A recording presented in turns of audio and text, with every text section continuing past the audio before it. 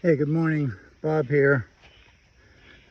It's Sunday, May 17th. I'm 1 mile into a trail hike that I'm doing at Lake Louisa State Park.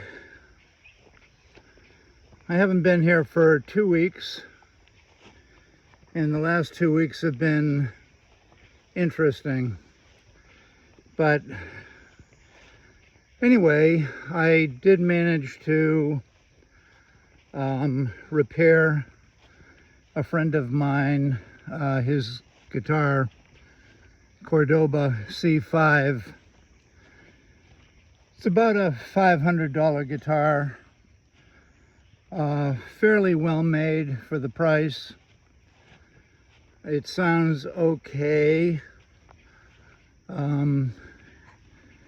The first string sounds great, and then the rest of it so-so. And this is a guitar video. Here I am out at beautiful Lake Louisa on one of my favorite trails. It's 7:30 in the morning, and it's going to be a hot one today. Sun's coming up right now over there, and I'm out here by myself. So back to the C5, back to the Cordoba C5. I put about 8 hours of work into it to restore it back to playing condition. Had to fix a major crack on the top, and I did, and I had to file the ends of the frets. They were like razor blades, and I checked the frets to make sure that none of them were high. I had to make a new nut because the nut that was on it, the first, second, and third strings at the nut, the bone had chipped off for some unknown reason. Probably a weak vein in the bone. It's nothing that I did, it came to me that way. So I had to make a new nut, fix a major crack, re-French polish the top after the crack repair, and file the fret ends. The geometry on the guitar was excellent, and I didn't have to do much. I lowered the action at the bridge. There was plenty of room, and there still is plenty of room. And the current action is about 3.2 at the 6th string, 12th fret, and maybe 2.5 at the 1st string, 12th fret. So I called the customer, who's a dear friend of mine, and I did about a $450 repair to a $450 guitar. I said it was a $500 guitar, but in fact you can buy them for $450. And this had some kind of mahogany back and sides, very simple marquetry, very nice rosette, unfinished bridge. The guitar was finished in lacquer. So if you're still with me, let's get to the important stuff. The soundboard on this guitar is between 2.8 and 2.9 millimeters thick. And that would be very similar to a Ignacio Flauta guitar, or even a Kono guitar. A fairly thick top, but not 3 millimeters. And essentially, got a fly coming after me here. Essentially, no graduation to the top. In other words, it was 2.8 to 2.9 everywhere. It did not thin out around the edges in the lower bout. And what this guitar, I am not getting compensated other than a free dinner probably to Olive Garden for my help on this instrument, but my friend got the guitar for free. Somehow it was gifted to him, and he brought it over to me and said, "Hey Bob, can you fix it?" And I told him, I said, "Listen, I'm retired, but for you, I'll do it. No charge." It's difficult to charge one of your good friends as much money as the guitar is worth. No, because that's how much it would have cost. Interesting. I'm out here, not quite sure what this is. Somebody's shirt and socks. And I'm sure they're out here to dry. And they'll probably, I don't know if you can see that, they'll probably be back to pick them up. I'm out in the middle of nowhere. Sun is about 20 degrees in the sky. Anyway, so getting back to the Cordoba. Incidentally, I'm on a 3.5 mile hike. So, and I'm about 1.5 miles in. So, we have plenty of time to discuss this. So, the first string sounds great. It's loud, and it has a very nice quality of tone. And that's where the love story ends for me, because the rest of the guitar is just very average sounding. The bracing is Torres with a treble bar. The fan braces are very small. They are perhaps 4 millimeters wide by no more than 4 millimeters high. They're very diminutive. And they're just rounded over at the top. They may be triangulated, very slightly. And then the ends are scalloped in the traditional way, maybe 1.5 inches at each end is about the length of the scallop. Okay, so why, with that thickness top, which I know is a successful thickness, and with the bracing, even though it was rough, they didn't sand it very well or anything. It was definitely a factory guitar made by Cordoba. I am not an expert on Cordoba. I know that Tim McClouchy, who owns Guitar Salon International out in California, pretty sure he started Cordoba guitars, and I think that's his main endeavor, while other people are running Guitar Salon International. But Tim is a quality kind of guy. I don't know him real well, but I know him a little bit. And Cordoba guitars are decent, but they're by no means a handmade guitar from a single luthier, such as myself or many others, okay? The soundboard around the periphery, especially from the waist down, and around, all around from the waist, all around the lower bout. No graduation whatsoever.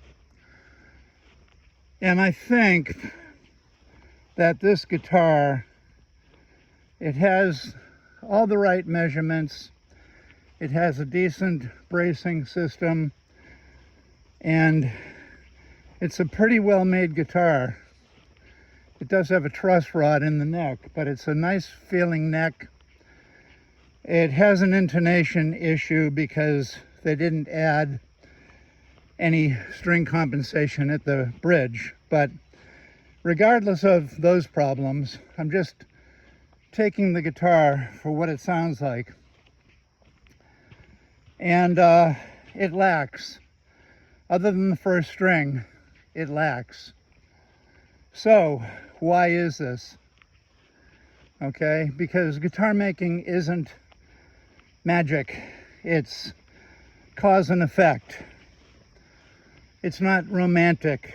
It's making the guitar box and making the proper graduations of the woods.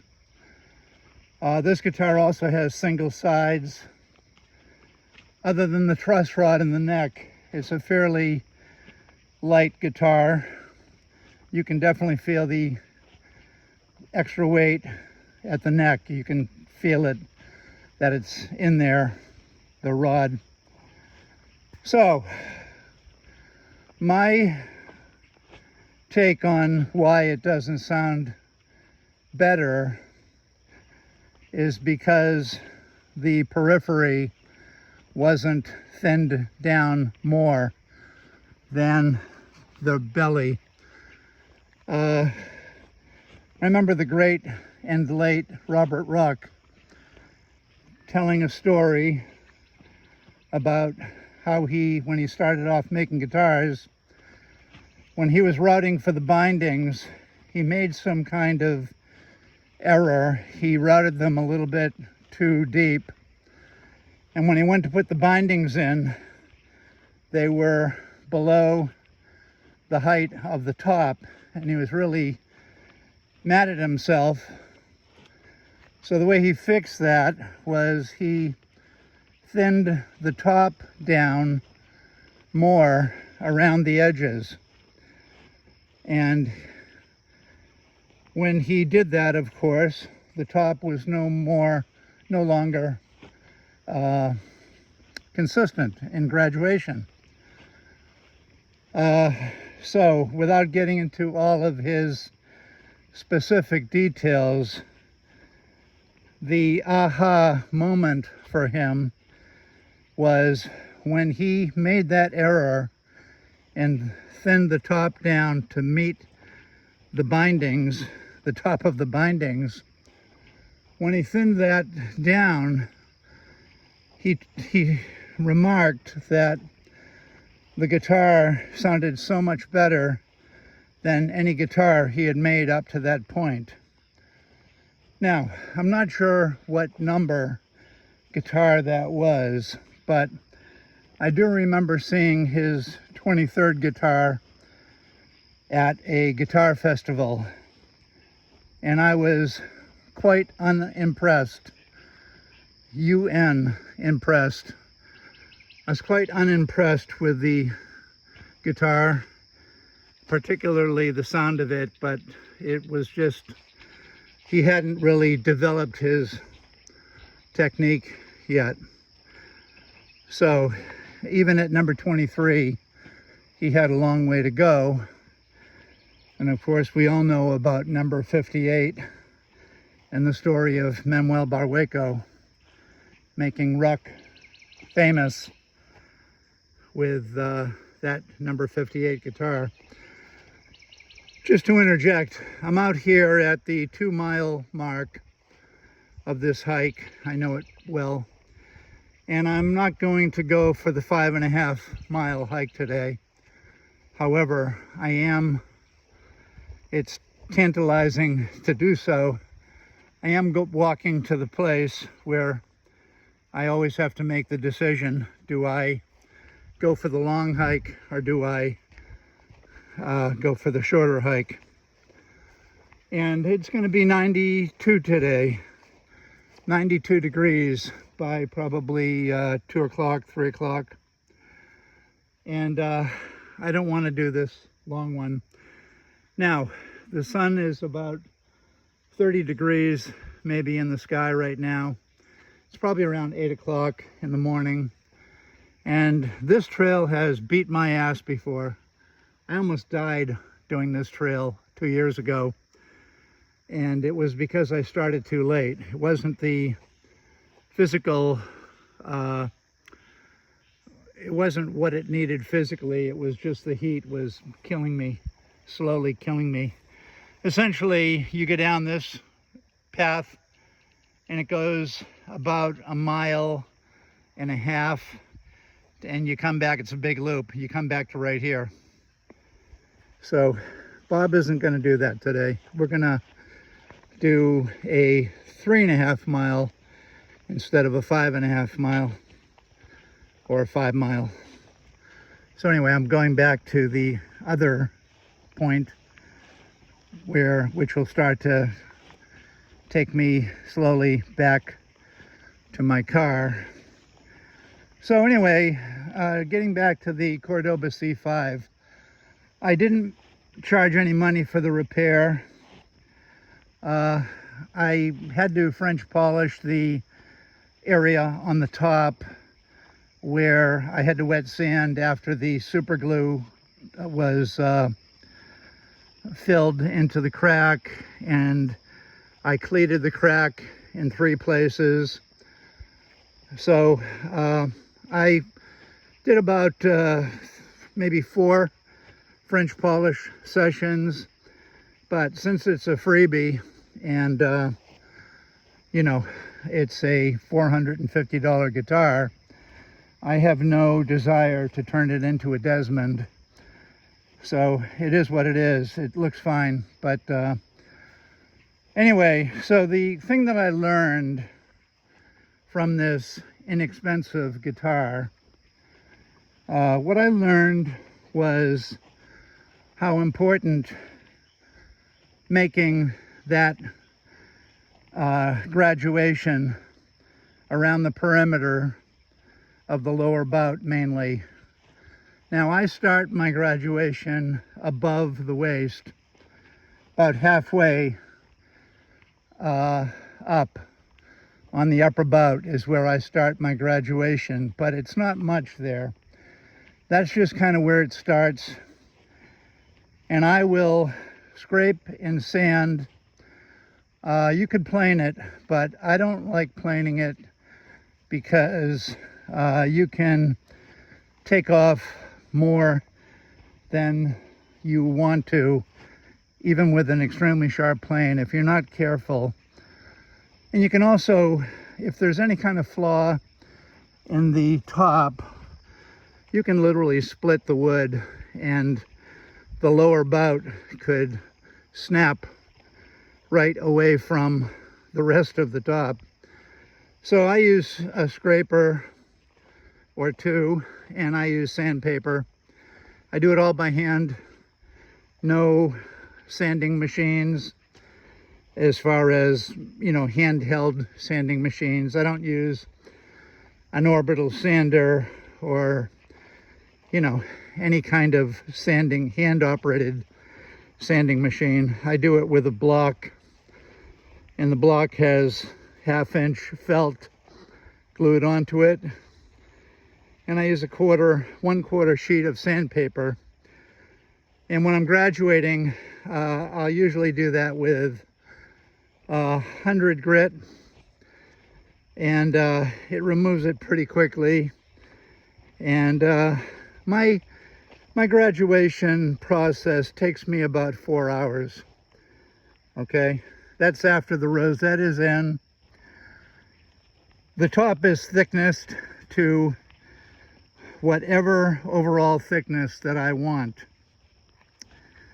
And that could vary on a Desmond guitar from 2 millimeters all the way to 3.5 millimeters. Depends on the sound that I'm after and whatever I do for the graduation, there would be a specific type of bracing that I would use.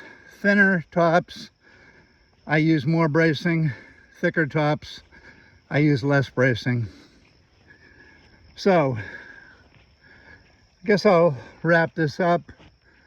We're at 20 minutes now on this video. If I have, what the Cordoba taught me was, if you don't graduate the edges, and when I say the edges, I mean at least 2 inches all the way in from the edge. So the graduation would start at the edge and it would blend into the thicker part of the top. 2 full inches and maybe a little bit more. So in the end, let's say that Bob Desmond had made this Cordoba guitar. What I would do to it after I got it to 2.8 or 2.9, that would be sort of my target for overall thickness. But I always will go between 10 and 20% of that overall thickness. That is how much I will remove from the periphery of the guitar. And I do 3 different graduations with the top. My first graduation is before I glue the top on. Second graduation is before I put French polish on the top, and after the I'll make that second graduation before the bindings are cut and installed. That's my second graduation. My third graduation is made after the bindings are on. So I'm continually thinning down the edge, but don't, well, not the edge, but there's a band about 2 to 2.5, let's say, inches all the way around the periphery. And that band will be 10 to 20% thinner than the overall thickness of the soundboard, especially in the bridge area. So what does that mean? It means if my top is 2.9, 10% of 2.9 would be 0.29, and I would thin more, 0.29 or 0.3 less than that 2.9 overall thickness. That's a 10%. Let's say I went 15, then it would be let's just say 0.45 thinner, you know? And so you might say, well, what determines how thin you want to make that perimeter? And what determines it is experience, intellect, sound, the sound that I have in mind, and just a natural, innate feeling that I have based on experience when I am making those graduations. Now, when I'm doing the first graduations before the top is glued on, when I'm doing the perimeter of the graduations, I start off with 100 grit paper and a smaller sanding block. I do it all by hand. However, before that top is braced, and I make the graduations on the inside of the top, not on the outside of the top. So after I get that all done, I sort of blend it all lightly with, let's say, 100 grit. Then I'll go to 150, 220, and maybe 320. No further than 320.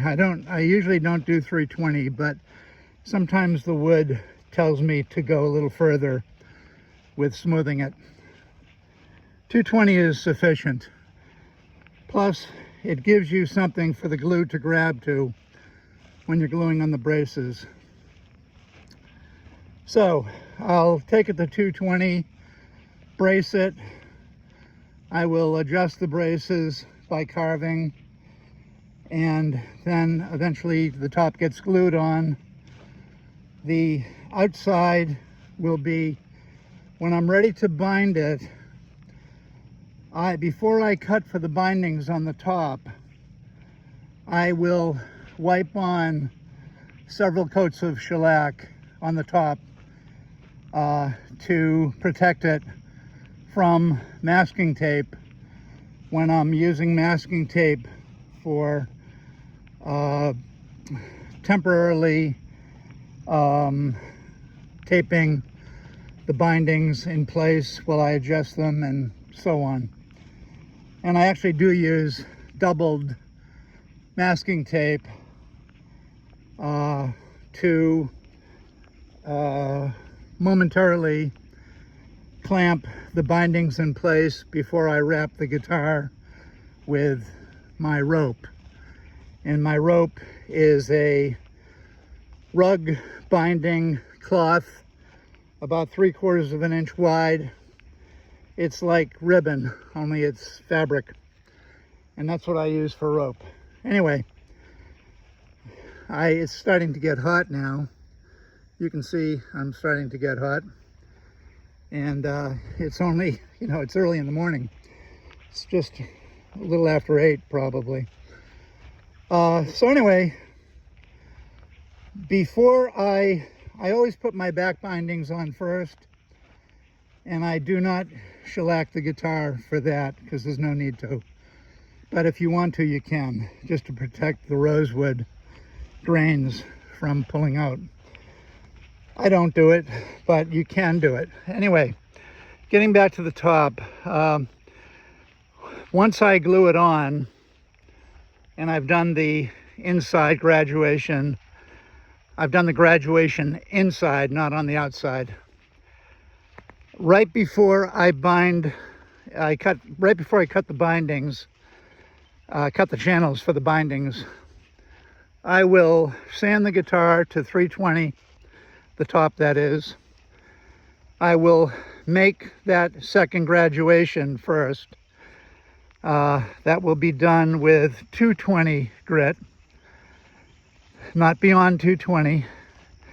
You don't want to introduce scratches back in the top at that point. But I'll use 220 cross grain and with the grain, and I make that 2 to 2.5 inch band all the way around the periphery of the guitar, from just above the waist all the way around the bottom back to the other side on the waist. I'll do that with 220, sand the entire top to 320, shellac it. I just wipe it on with a rag, a dry, clean t-shirt, brand new, one that will absorb plenty of shellac, and I'll wipe it on very fast and not stopping. Because if you wipe on shellac or brush on shellac, you must keep moving. You don't want to stop. You'll get a line and you'll never get that line out. It'll be a discoloration, and it'll always be there. So I start at the lower bout, and it takes me like 30 seconds at the most to wipe on a coat of shellac, and do it quickly and properly. Now, before I wipe on the shellac, I will do a localized application of shellac with a small t-shirt folded up, like a 3-inch square t-shirt folded into quarters. And I'll use the tip of one of those 4 corners to pre-shellac the rosette so that it doesn't bleed into the top. because rosettes have different woods that when you touch it with alcohol, it will cause bleeding, like Indian rosewood will bleed. Some colored veneers will bleed. You don't want that. So you want to very carefully pre-shellac, pre-paint, if you will, the rosette with maybe, 3 coats. And that way you've sealed it. And when you put on the coat of shellac, I usually put on like 3 coats of shellac. I wipe it on and I let it dry just for a few minutes in between. And what that does is that will protect the top when I'm routing the top for the bindings. And it will also protect the top from masking tape, so that when you pull the masking tape off the top, you will not pull spruce grains out of the top. Now, generally, you don't have a problem with cedar, western red cedar top. It's mainly spruce tops, okay? And forgive me for the camera work, because I'm really not paying attention to what you're seeing. And I don't usually put the camera on me, but if I'm doing a teaching video, at least, you maybe can look at the facial expressions when I'm saying certain things, and it'll tell you if it's important or not. So anyway, it's beautiful out here.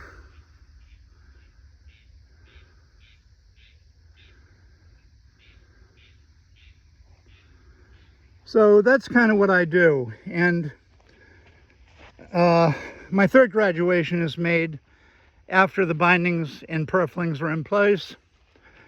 And I don't do any scraping, but I will sand with 220, and most of the shellac that I wiped on the top will be sanded off. But we've gone a little too far with my process. Now I've got to pay attention right now, because I think I need to go out this way. Boy, it's a good thing I looked. So getting back to the gist of this whole video, graduating the edges of the top, or the periphery, graduating the periphery of the top really helps the guitar sound better. Because the top is already thick, let's say 2.8 to 3.5 in some of my guitars, you're still going to maintain that loud first string. It's going to be loud and it's going to sound beautiful, and that's because your top is thicker. And that's what I like. It's not written in the Bible. It's just the Desmond way of doing it. And also, by thinning down the periphery, your mid-range is going to sound better, and of course your basses will as well, because thin soundboards yield better basses, and thick soundboards yield a better first string, better sounding first string. So it's a balance. We're talking about traditional guitar here. We're not talking about a double top, because that's a whole nother story. But you can learn something on every guitar that you work on. And now that I'm pretty much retired, although I am still working on my last final 2 guitars, it's interesting because I don't want to sound like a guitar snob, but I've had some damn good guitars in my workshop through the years, and all of the big name makers, including Torres. And it's always fun to work on those guitars and to learn from them. But you can also learn from a factory guitar if you look at the thicknesses of the woods. You will learn something if you measure those thicknesses. And in this case, the $450 Cordoba, I don't want to say taught me a lesson, but it further convinced me that making the periphery of the lower bout, and that's from at least the waist all the way around to the other waist, making that graduation 10 to 20%. And if you want to be safe, I go about 15%. That will definitely improve the sound of an otherwise evenly graduated top. Anyway, I'm on this trail that I don't normally hike, but since I've hiked all 25 miles of trails here, some of the trails I have to cross off my list because we've had some rain lately. The last 4 or 5 days we've had some rain. I'm not going to say it's deluge, but we've definitely had rain. And some of the trails that I like to do have very low spots in them, and they get flooded out when we have rain. So I have to exclude those off my list this time of year. And so I'm on this trail that I don't normally do. And I think I'm about 2.5 miles into this hike. I can't look at my alt trails because I'm videotaping right now. And this trail is starting to get long. I don't know if you can see it here, but it's not bad yet. I won't say anything to the ranger. And we're back on a trail that right here. We've worked our way back over here, which is my way back to the car. I just did all of that. I went way out there.